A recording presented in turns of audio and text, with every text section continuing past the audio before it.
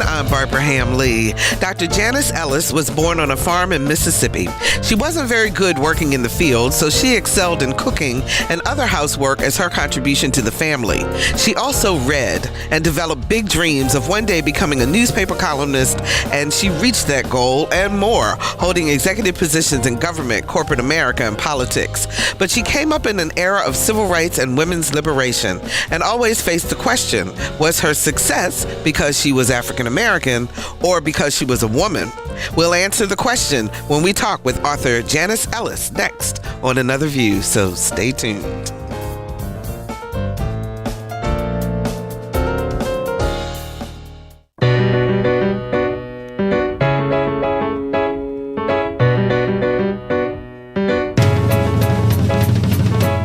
Discussing today's topics from an African American perspective, this is Another View. Hi, everybody, and welcome to Another View. I'm Barbara Ham-Lee. This is a very special weekend for both Christians and Jews. The Jewish population commemorating and celebrating the Passover, and the Christian community commemorating the crucifixion and then the resurrection of Jesus Christ. So I hope to wish all of you all either a happy Easter or a happy Passover. And on April 4th, 2018, we will commemorate the 50th anniversary of the assassination of Dr. Martin Luther King. Dr. King dreamed of equality for all, and sadly for many that dream has not come true. Our guest today, Dr. Janice Ellis, author of From Liberty to Magnolia, In Search of the American Dream, will share with us her journey as a professional Black woman, and we'll learn if Dr. King's dream applied in her life. But first, I want to tell you about a very special event happening at the Wells Theater on April the 4th. It's a free brown bag discussion called Disturbing Disgraced, discussing race, religion, and other tense issues in a post-MLK world. It's being presented on the anniversary of Dr. King's death by the Center for the Study of Religious Freedom at Virginia Wesleyan University, and will address questions raised during the Pulitzer Prize-winning play Disgraced. Questions like, how do we as Americans become more aware of deep tensions and fundamental differences, and how do we develop the skills to have more productive conversations with others? Director Kanisha Foster shared with our Lisa Godley why conversations like the one planned for next Wednesday are so important. With the brown bag conversation, all the community conversations the theater is so thoughtfully creating, is it gives us space to actually process together. I mean, I think the thing is that people hear in story the way that they can't hear other ways. There's so much to back that up, but also the emotional truth of that once we start and we ask each other a question and someone starts to tell us their story, it's very unlikely that we'll just shut off to them. Even if we don't agree with them, there's an opportunity for us to hear each other. And what better way than a show that asks so many questions and asks a lot of us as an audience and gives us the space to talk to each other. And the world we're living in now, there's so much diversity in our everyday life for many of us that we don't just look one way when we hang out with our friends or even our family. And so art is starting to reflect that as well. And then what does that look like? How does that feel? How do we sit down and have a conversation? So I think the questions have been very thoughtfully chosen, and the idea is that you can have a conversation with someone you may not in another space, and a safe space is created for you to hear each other and learn something you didn't know or wouldn't have asked before. Well, we hope to provide that safe space for the conversation. The Brown Bag Lunch is Wednesday, April the 4th from noon until 12:50 at the Wells Theater in downtown Norfolk. Dr. Craig Wansink and I will lead the discussion, and we hope that you'll grab your lunch and join us. Come on over to the Wells on April the 4th. So from her humble beginnings in rural Mississippi to her outstanding careers in government, corporate America, media, and politics, Dr. Janice Ellis always strived to do her best and looked to be judged on her competency, not her race and not her gender. Yet she came of age during the Civil Rights Movement and the Women's Liberation Movement, and like many professional African American women, she's been faced with the question, are you a Black professional or a professional who happens to be Black? Her answer, let's find out. Welcome to Another View, Dr. Ellis. How are you? Oh, I'm well, Barbara. Thank you. Thank you so much. Oh, you're very welcome. So let's answer the question. Are you a professional Black woman or a professional woman who happens to be Black? And did that change throughout your career? Wow. Yes, I'm both, and I have to tell you that they really played out differently at different stages of my life. One was more dominant than the other. And, for example, in my early years, childhood, adolescence, and probably through college, my skin color was dominant.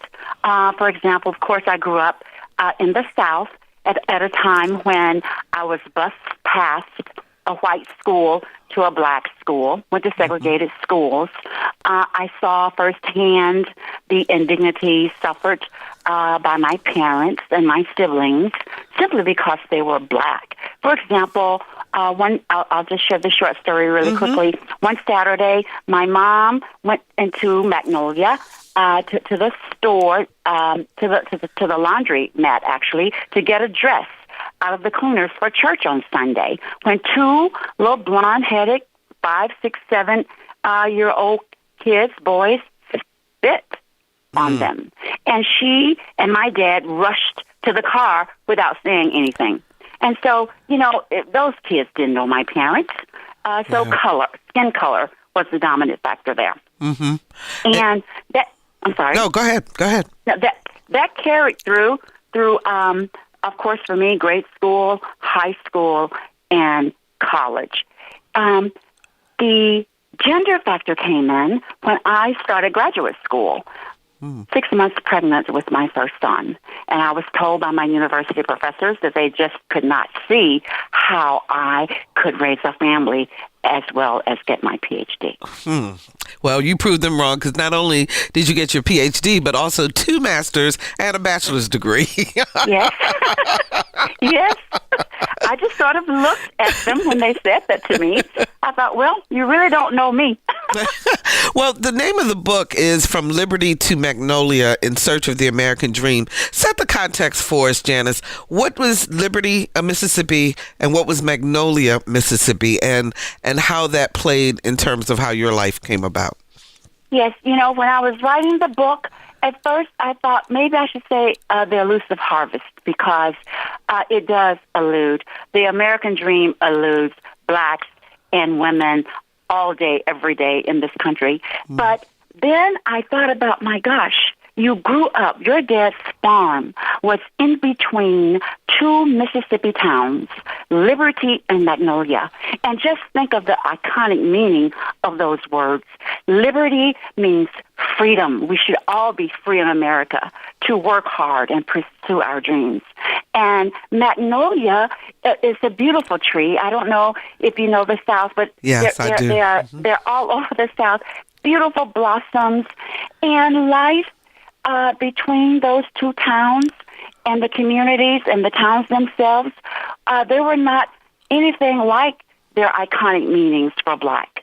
And I lived and saw that firsthand. And in the book, my dad's farm was a little 3-bedroom frame house, no insulation. I talk about how on a cold night you can hear the wind blow and feel it within the walls of my room. But I saw firsthand the vestiges of racism that had survived the Civil War. For example, one day, I didn't realize the importance of my dad owning his own land, and I didn't realize that really until I was an adult. But I recall a white man driving onto my dad's property, and he was looking for the Chambers plantation property, which was about 1.5 miles down the road. It was a beautiful spread, and so he comes and he says, "Is this the Chambers place?" And my dad said, "No, this is my place. The Chambers place is down the road." And his comment was, quote, "I did not know Negroes own land." And this is 1964. Wow. So, and so I cite in the book what it was like for black kids growing up at that time. If you didn't own your own land, you had to work the properties. And if you owned your own land, you still had to work properties, but you had a little bit more self-control. And so times when black kids should have been in school, many were not. They were working the cotton fields and cornfields. Yes, and the tobacco fields. So, so Janice, when you, because as I said in the intro to the show, your thing was not working the fields. So you spent time. Well, between the bugs and I tell you, I really enjoyed reading the story because I can relate, believe me. But the opportunity to work in the house also gave you the opportunity to read and to expand your world that way. Did you ever think, as you were growing older, that race and gender would become problematic? Because your whole thing was, I just need to work hard and I can get what I want. Yes, that's exactly right. I never thought that my race and my gender would be a perpetual barrier. I never thought that. I thought in reading those books in high school, I had two goals. One, I could not work the fields because of my phobia of caterpillars, and my dad ordered me never to come back when I scared him one day. And I delved into books because I wanted to make them proud. And as I delved into books and made good grades in schools, of course, my horizons were opened. And I never thought back then that being a black little girl or a black woman would be the obstacle. I thought my abilities and my experience and that would limit how far I would go. But as time went on, I learned differently. The other thing you have to know is that my parents, it was 7 kids, my parents never discussed how we needed to view all white people. The only thing they said to us was to be careful, be safe, but we didn't talk racism around the dinner table. And women's liberation was no place in view, except for my mom, who was a strong black woman. Mm-hmm. And so what did you see in your mom as you became more familiar with the women's movement and what was going on there? What traits did you see from your mom that you were able to latch on to help you through your career? Well, my mom, she back then she had about a year's college, which is really unusual. Unusual, yeah. Mm-hmm. But she kept telling me, Papa, she called my granddad Papa. She said Papa wanted all of us to get a good education.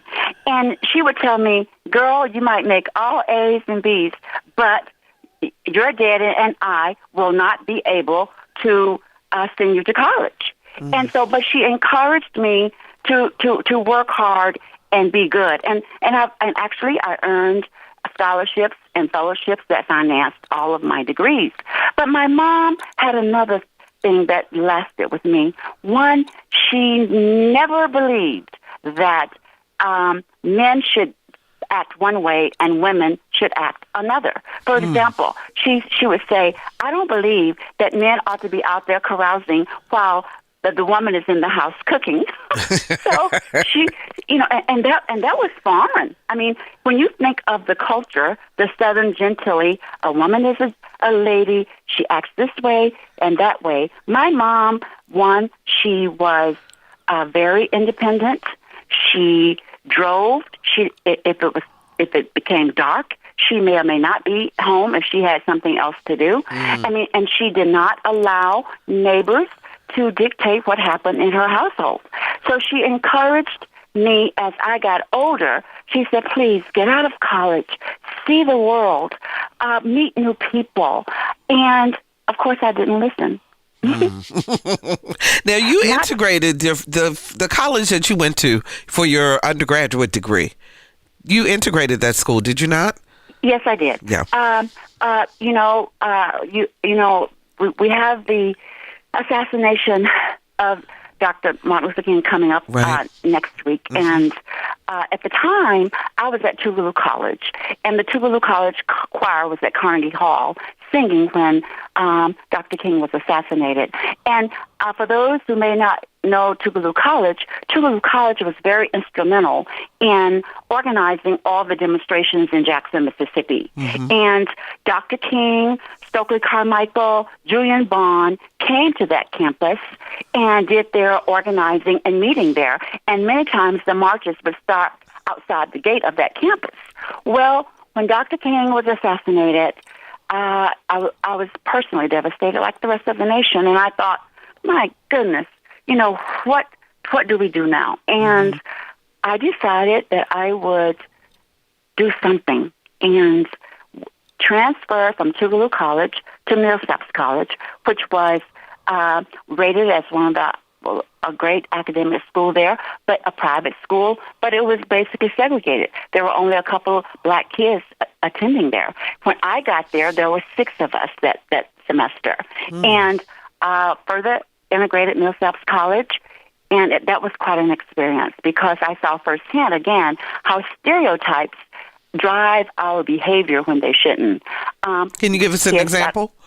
Well, the kids, my roommate and I, we would be changing classes, and kids would get off the sidewalk rather than make eye contact with us or speak. One day, she and I decided to clear how many of our tables before someone would sit with us in the cafeteria. And we would sit down, and each time we would sit at a table, everyone would get up and leave. And so we cleared about 10 tables that day before someone would sit and finish their meal. And even in sitting there finishing the meal, they still never made eye contact. The Klan circled our dormitory, and the dorm mother took us into our quarters for safety.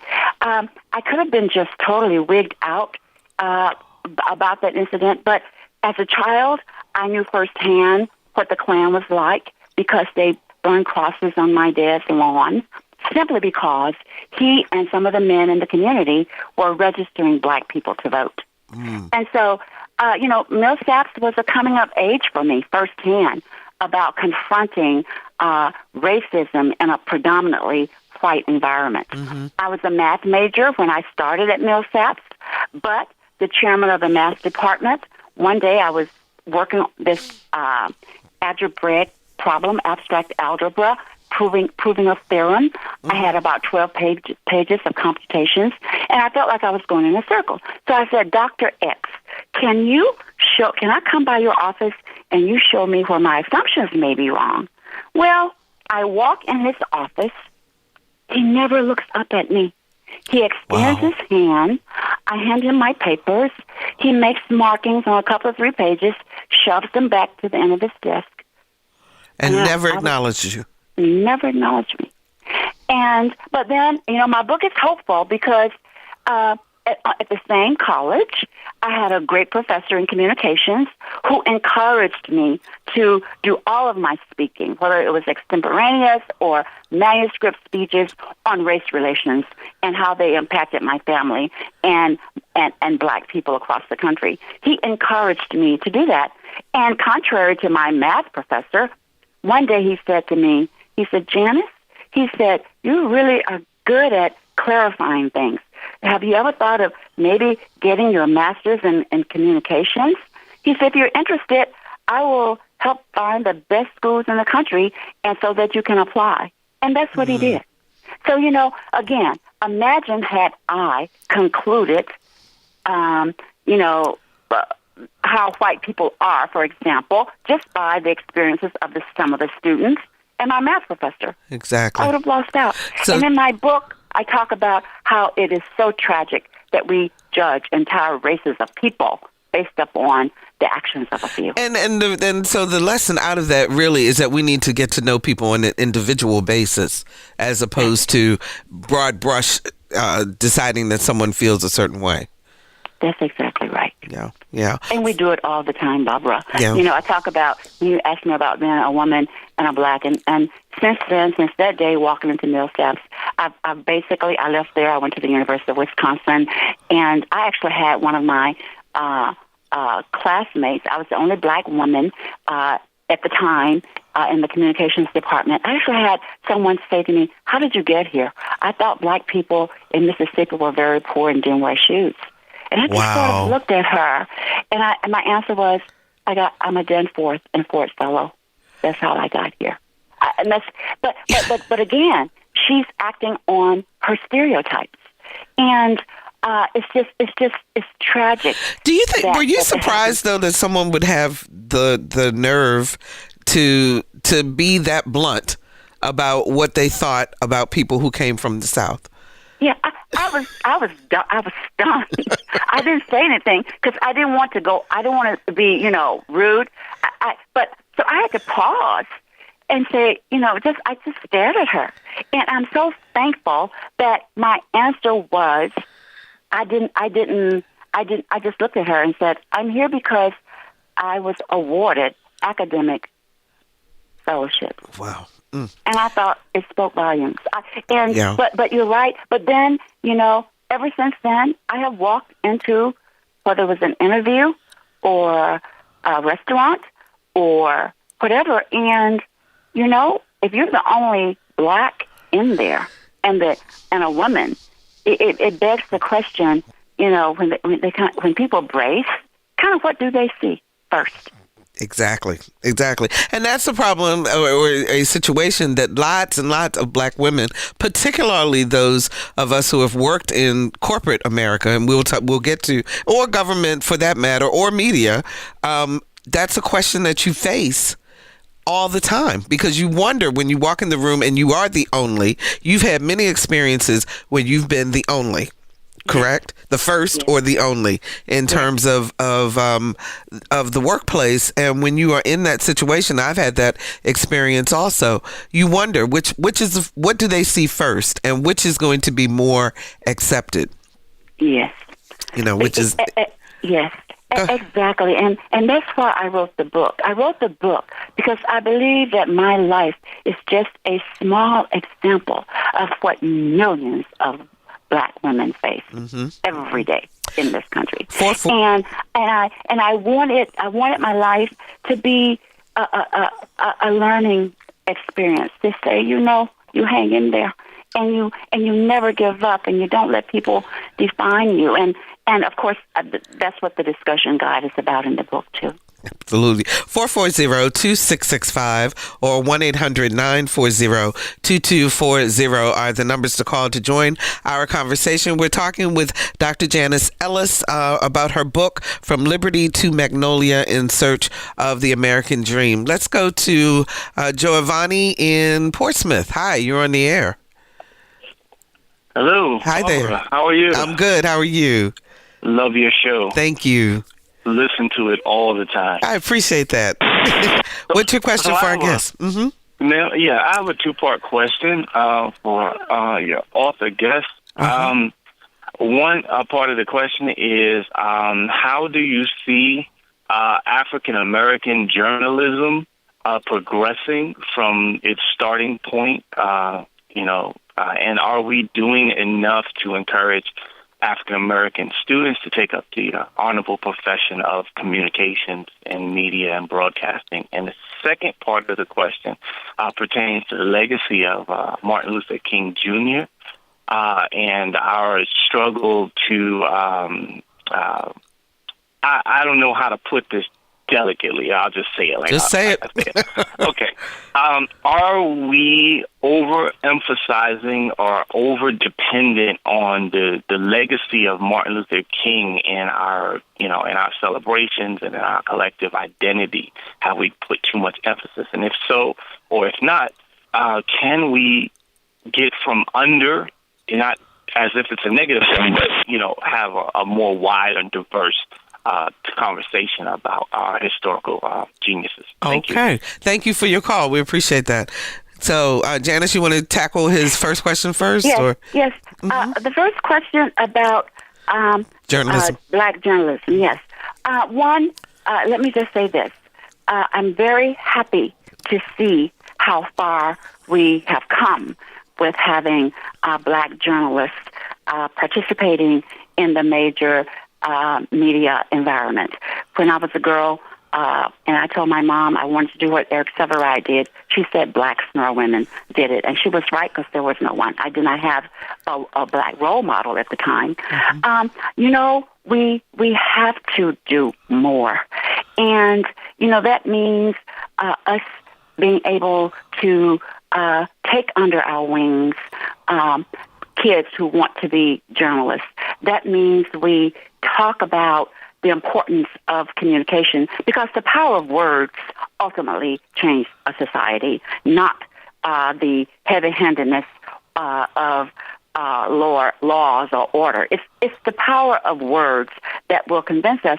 And blacks, we must be a part of the conversation, and we must play, to me, a historical and balanced approach. We must take it upon ourselves to educate our young people and our community about issues, all sides of the issues, not our opinion. One of the things I'm writing a book about what it means to be, what advocacy journalism means. It doesn't mean you get on a soapbox and push one point of view. It means you give your listeners and your audience all the sides and help them to come up with a rational decision. So I'm hopeful that we see more blacks in the advocacy area of journalism, not just strict reporting, but helping our community analyze those issues that ultimately will affect their household, what's on their table, where their kids can go to school. We need to be educating our community. Good point. If you're just joining us, we're talking with Dr. Janice Ellis, author of From Liberty to Magnolia, In Search of the American Dream. It's the story of how one woman triumphed despite facing racism and sexism. You know, Janice, I mentor a lot of young journalists, and especially today, I will have young students come to me in college, and they're like, there are no racial issues anymore. There are no gender issues anymore. And we're all together, and you guys just need to get over it. And then they get their first job.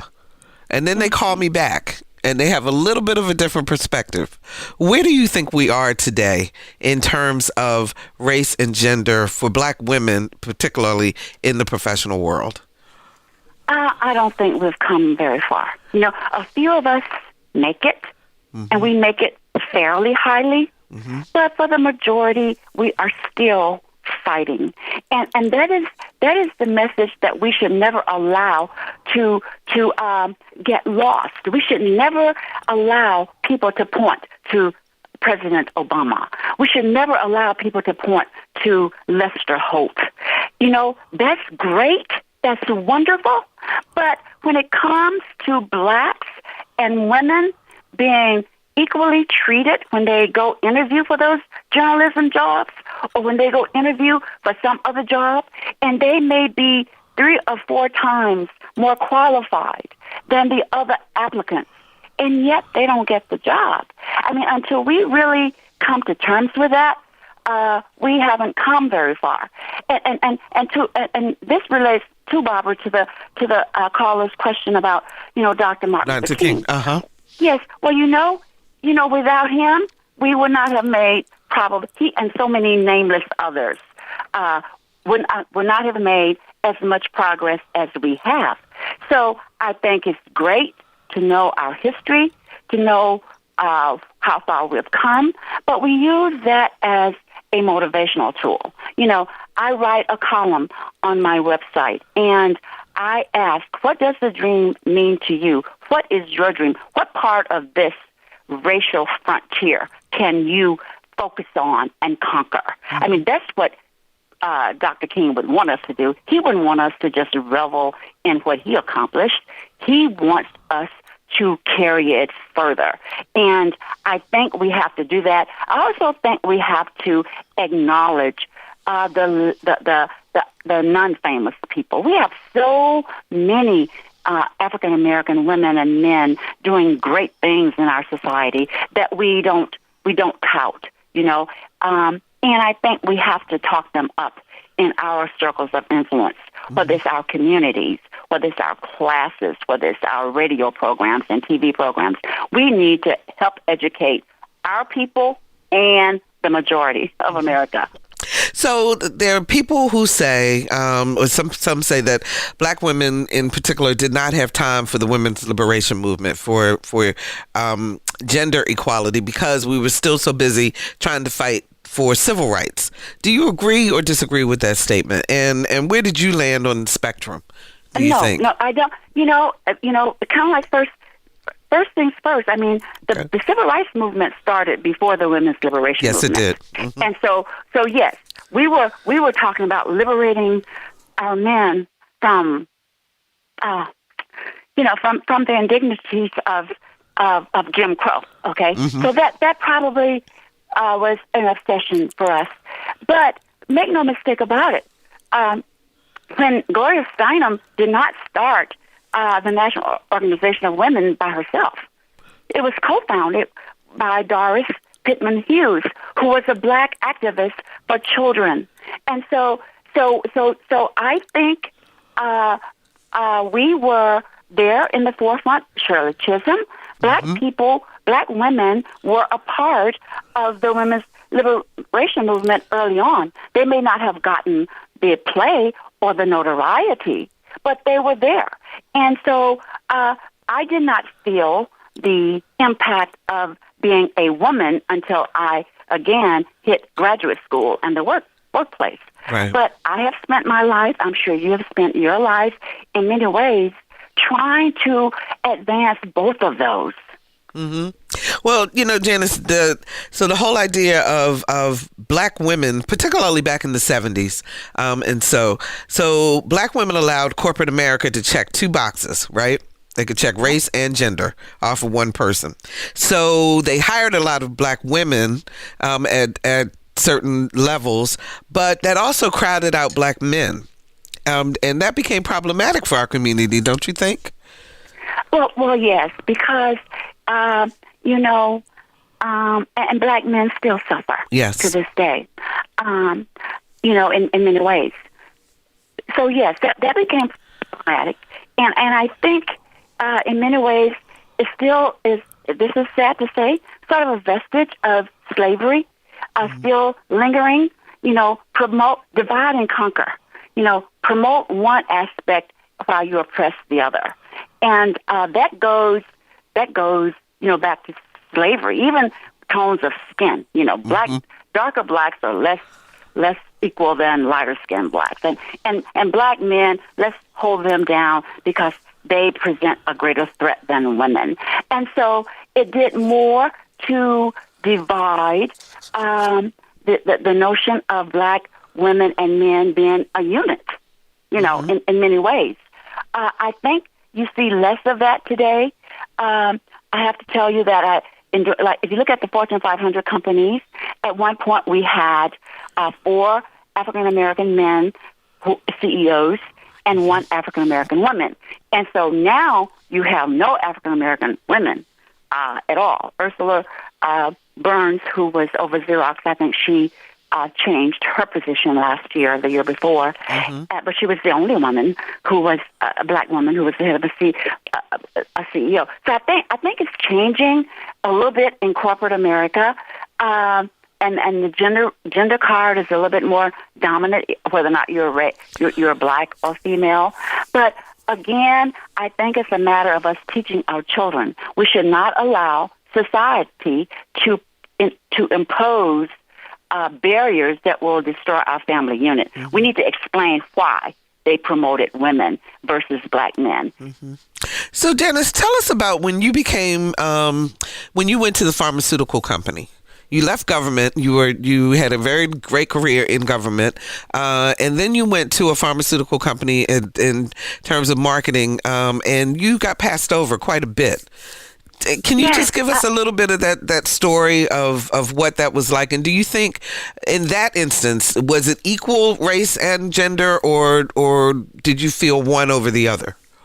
Well, I talk about a couple of major instances in my career where, irrespective of my performance, I was never promoted, and instances of sexual harassment. And let me just kind of put that in context. I had left the city government after being there for 8 years and developing a budgeting system that gained national and international attention. I presented it at an international symposium in Bonn, Germany, only to get back to Milwaukee and have the mayor call me in after the budget director retired and said, kiddo, you could run that budget department with your eyes closed because it's the system you created. But I cannot put a black woman over the purse strings of this city the South Side, which was predominantly white, would vote me out of office, and the black people on the North Side wouldn't vote at all. Fast forward to, so I left the mayor's office and took the job as a president and CEO of a health insurance company. And I did that for a couple of years until I confronted sexual harassment from the chairman of the board. But I left there. I was recruited by this pharmaceutical company from this healthcare insurance company to be their director of marketing to help them adjust to a changing marketplace that was going to be dominated by managed care. Initially the pharmaceutical industry used to market their products directly to physicians. Well, managed care stopped that. And so they recruited me from being the president and CEO of a managed care organization to come in and head their marketing department that would help guide them through a changing healthcare environment. Well, I was there for 6 years. They had an evaluation system. Unsatisfactory, satisfactory, good, excellent, outstanding. I made outstanding every quarter. For 6 years. Every annual event for 6 years. And instead of promoting me, they would always bring somebody in that I would have to train. Oh, they would send me to Hawaii, 2 weeks, all expenses paid, get me a convertible car. They'd do all these things for my performance. I negotiated a $70 million contract with one of the largest health insurance companies, and that's what they did.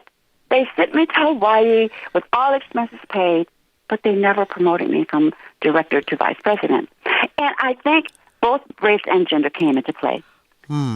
It was during that time that I probably confronted sexual harassment in very obvious fashion. The criticism I got in one of my evaluations was, we never see you, in a social environment. You never let your hair down. I don't think I've ever seen you without a jacket. You always wear a business suit. And, the president was saying, we never see Janice. Well, I went to a manager's conference at a resort. And what do you guess? The president comes, takes close-up photographs of me. The next week, sends those photographs to me with this personal handwritten message. Here's a lovely lady I saw, and I just cannot keep her out of my head. Oh, my. How did you handle that? Oh, I rushed. I put the photographs back in the envelope, and I stayed for about an hour later. This was about 3 o'clock in the afternoon. I left about 4:30. I went home, and then my husband said, after dinner, he said, "You're awfully quiet. What is it?" I said, "I just need to show you something, and you need to tell me what your initial reaction is." So I showed it to him, and he said, "My God, the guy's hitting on you." And so I stayed at that pharmaceutical company for another, couple of months. And I said, if I have to compromise my value system to become president, vice president, to get promoted, then I'm out of here. And I left. I filed a claim. The EEOC said right away, you have a case for sexual and racial discrimination. Did you file? I filed, sure. I filed. And that's my challenge today. We all have to make our choices. And it was settled, and that's all I can say about that. It was settled. Okay. And but at the end of the day, one of the firms I consulted with prior to filing, he told the company, he said, this could be on the front page of the Wall Street Journal. This woman has done all these fantastic evaluations. She's performed tremendously. There's no reason why she shouldn't have been promoted. You guys just need to take care of this and move on, because if she decided to, this could be on the front page of the Wall Street Journal. That wasn't my point. My point was, right is right. And I think we all have to make choices. And I left a very good paying job and didn't know where I was going or what I was going to do next. But I wasn't going to compromise my values. And I think we have to decide where we are and when we're confronted with the Me Too issue, and decide what actions we're going to take and the timing. And I think that's critically important as we move forward as women in the workplace. Janice, how did all of this affect you emotionally and personally? I mean, to have to deal with these issues on a day in and day out basis, what did it do to your family life? Well, let me say this. There were times, and that I would say, why bother? I mean, honestly, I went to graduate school 6 months pregnant by myself. I had my first son by myself because my ex-husband decided other things. I did it with the belief that if I'm good at what I do, that's how I would be judged. And I would be less than honest if I didn't tell you there have been so many times when I thought, you know what, Janice, you need to just forget it and enjoy yourself and pursue something else and just stop, because you're not going to make this better. But I end up saying, nope, you have to keep trying. Look at you. Look at how far you've come. Look at that little girl who was poor. We were very poor. My dad made $40 a week. And he grew everything that we ate. Basically, the $40 was to take care of the things that he couldn't grow. But I say, God didn't give you this gift of life and bring you this far not to keep on going and keep sharing it. And so, you've read the book. I tell some pretty personal things in that book. But I did it because I want girls and women. We all have our stories to tell. Whether we tell them or not, we have our stories to tell. And I wanted to encourage them and inspire them and say, this is how I did it, and you can do it too.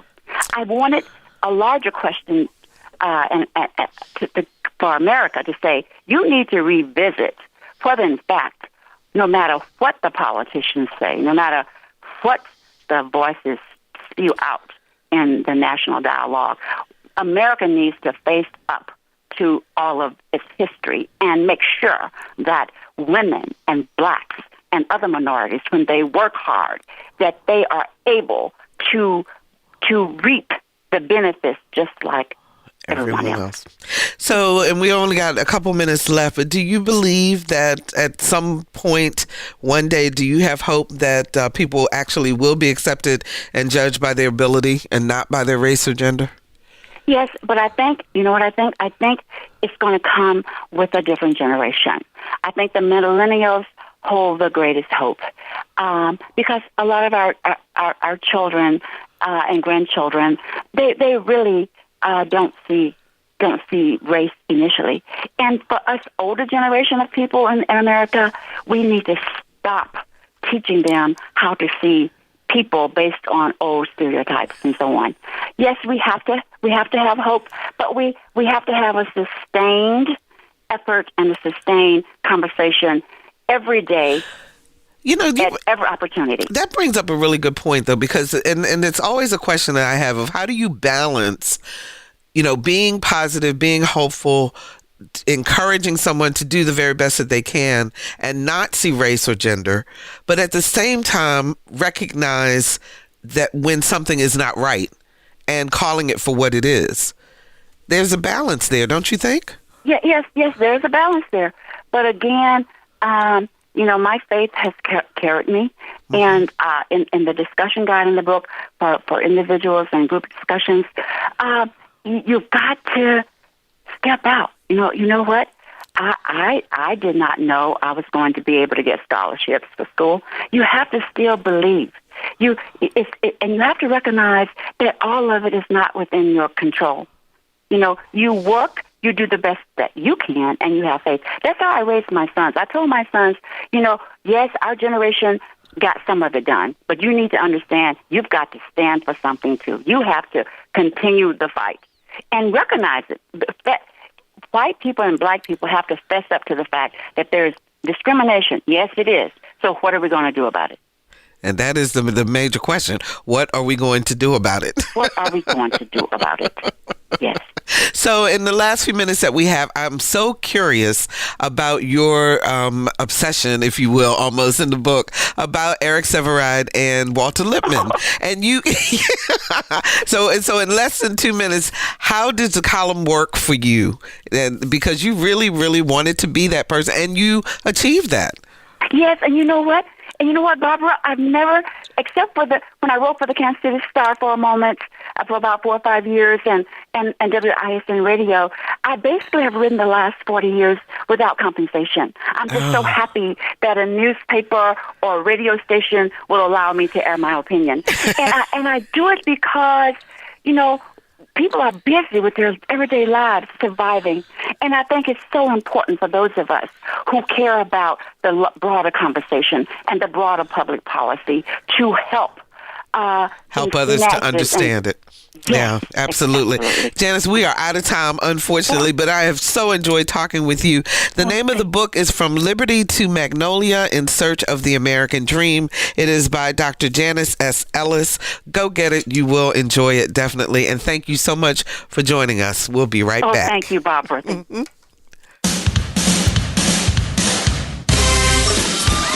Hello, this is Spike Lee. What's happening? And you listen to Another View.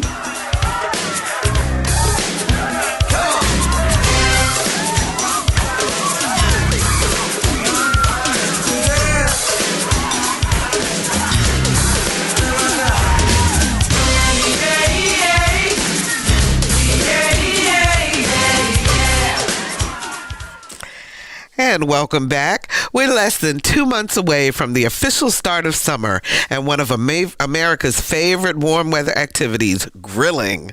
Well, one local man believes he has the key to making your ribs, chicken, and so much more mouth-wateringly delicious. As our Lisa Godley discovered, Eddie Gaskins is really stirring things up with his 5-star barbecue sauce.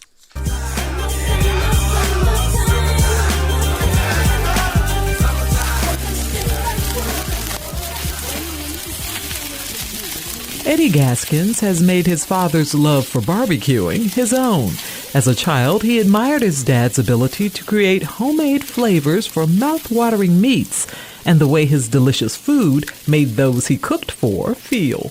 When I was 5, 6 years old, I used to be out there with my dad roasting pigs and chickens and stuff like that.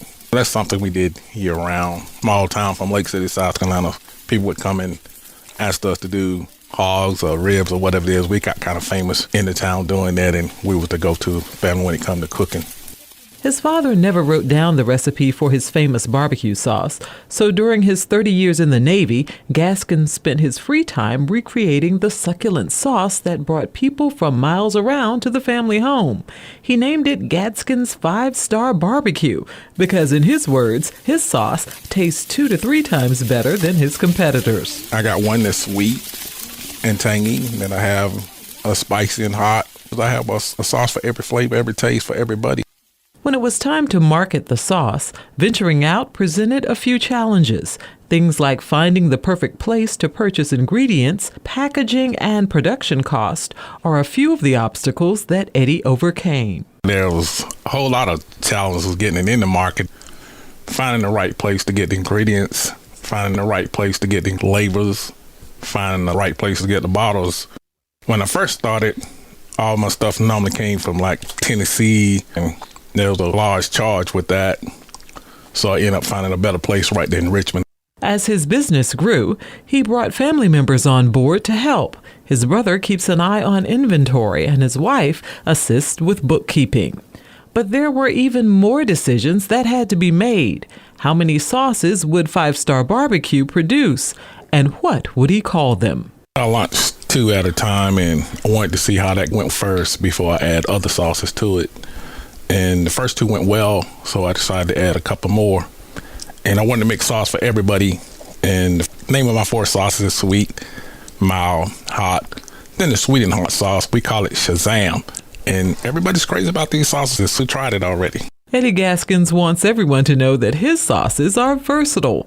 No one sauce is made for just one dish. And I use this sauce for everything. I use it for salad, marinade, saute. I do it for baked beans, chicken wings, ribs, spaghettis, meatloaf, Just name it. Anything you name them, you can put it on there. Okay, you said salad? Salad. Trust me, it's good on salad. If you're health conscious, Eddie's sauces might give a new taste to your meals. One sauce does it all. And when I say that, it marinates, saute, bake, grill, barbecue. And the bonus of the sauce is low sodium, low carb, zero fat. I got another sauce to be out in 6 months. It's sweet and savory sauce, and we call it Testify. This sauce tastes so good, you can't keep it to yourself. Gaskin's 5-star barbecue sauces are made in Virginia Beach and can be bought at the commissaries, Piggly Wiggly, and Farm Fresh in the Hampton Roads area. You can also find them at IGA and Shoppers Grocery Stores located in Northern Virginia. For Another View, I'm Lisa Godley. And that story was produced by Another View intern, Paris Bogle, and a recent communications graduate from Old Dominion University. So thank you so much for joining us today. You know, I really want to encourage everyone to please come out and join me and Dr. Craig Wansick with the Center for the Study of Religious Freedom at Virginia Wesleyan University for our brown bag discussion on race and religion as themes of the Virginia Stage Company's presentation of Disgraced. The play itself involves a lot of different twists and turns that I think will be very, very interesting, but our conversation will be one of how can we all come together and talk amongst ourselves and actually come to consensus as opposed to being separated. This is being done in commemoration of the 50th anniversary of the death of Dr. Martin Luther King. It's Wednesday, April the 4th, noon until 1 o'clock, and it is absolutely free, so please come out and join us there. And I also want to give a congratulations to the 12 women who were honored yesterday at the Women of Distinctions Luncheon given by the YWCA of Southampton Roads. I have the pleasure of serving as the board chair, and we celebrated 12 women, and we celebrated 30 years of helping women, men, and children here in the Hampton Roads area. So if you're on social media and you get a chance to check us out, take the time to do that. And we want to say congratulations to all of our latest Women of Distinction awardees, and look out for next year when the applications come out. If there's a woman that you know who is about the business of eliminating racism and empowering women, we want to hear from you so that we can also try to honor them. We really appreciate it. Also, go to our webpage and like us. We're at anotherviewradio.org. Sign up for our eView newsletter. It's a once-a-week reminder of upcoming shows. And also like us on Facebook, and I'm on Twitter at Barbara Ham Lee. And please tune in for our next Another View when we will talk about the last 31 hours of Dr. King's life. It's a fascinating book by frontline investigative reporter Joseph Rosenblum, who wrote the book Redemption. Our theme music was composed and performed by Jay Sennett. Lisa Godley is our show producer. Victor Bowen is our audio engineer, and Alexis Smith answered our phones. I'm Barbara Ham Lee. Thank you so very, very much for listening to Another View.